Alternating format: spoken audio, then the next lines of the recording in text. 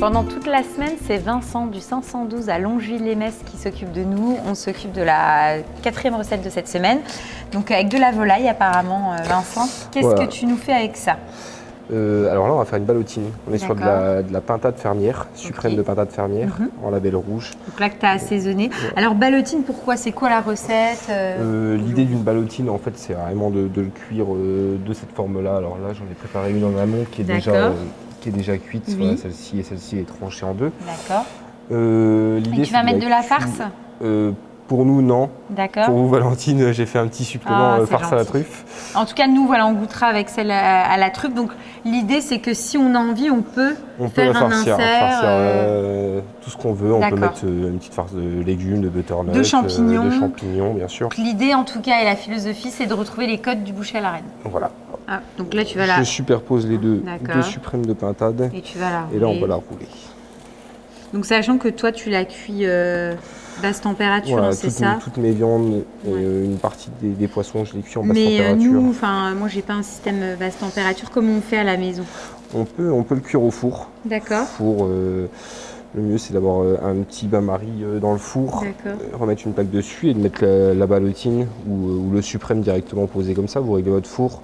Nous, on va les cuire à 64 degrés pendant 1 heure. Vous pouvez les cuire, régler le four un tout petit peu plus chaud, parce que les fours ménagers ont tendance à être un peu en dessous. Donc à 70 degrés à peu près, et 1 heure, 1 heure et demie, pareil. 1 heure, 1 heure et demie, et le mieux, à la limite, c'est de le sonder, de mettre une petite sonder à cœur pour voir si c'est bien. Voilà, là, je forme ma ballotine. Tu vas la filmer, la ficeler. Et puis après, donc cuisson basse température ou four. Et à la fin, donc là, toi, ça donne ça avec la petite farce. Voilà, c'est ça.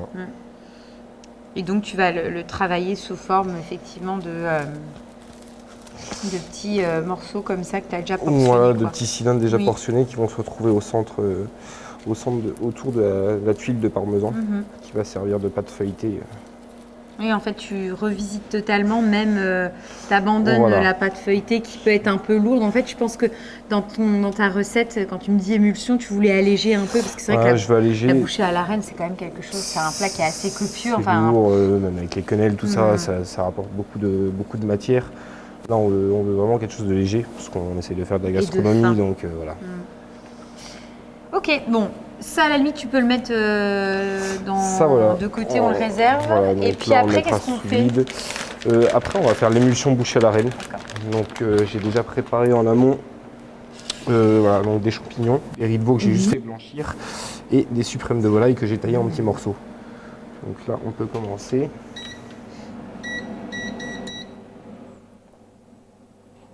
Voilà. Donc, tu mets tes champignons, donc du champignon classique. Voilà, champignons blancs, champignons bruns.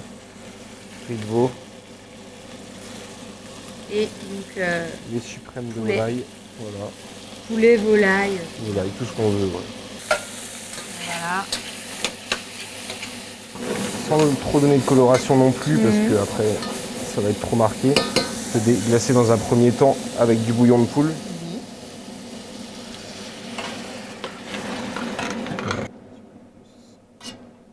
Voilà, là j'ai fait une béchamel. D'accord. Béchamel, donc un roux classique avec du lait porté à ébullition. Juste pour venir lier, apporter de la texture. Oui, parce que ce qu'on retrouve vraiment ce qu'on retrouve dans à la reine. C'est d'avoir le goût de la bouchée. Il ne nous reste plus qu'à crémer.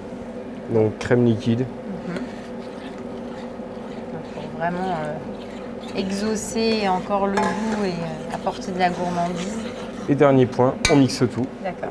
Donc on mixe et après on va le passer en siphon. On le passe au chinoétamine d'abord pour enlever toujours les impuretés et au siphon. Siphon et ensuite. Et ensuite on aura terminé.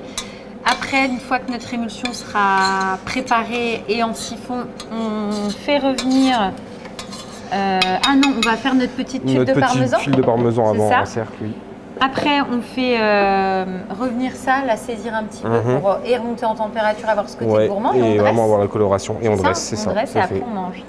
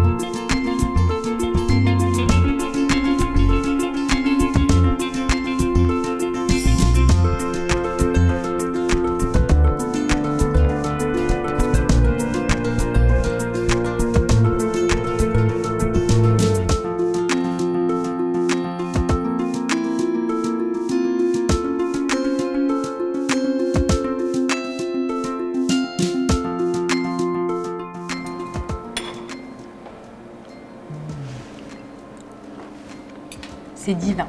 C'est vraiment très bon parce qu'effectivement, on a les marqueurs de la bouchée à la reine avec ce bon goût de viande, de champignons, de crème.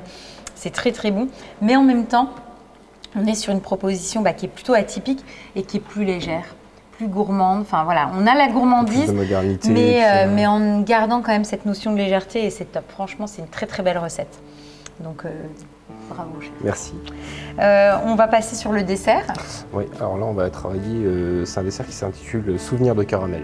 Déclinaison autour du caramel et de la confiture de lait.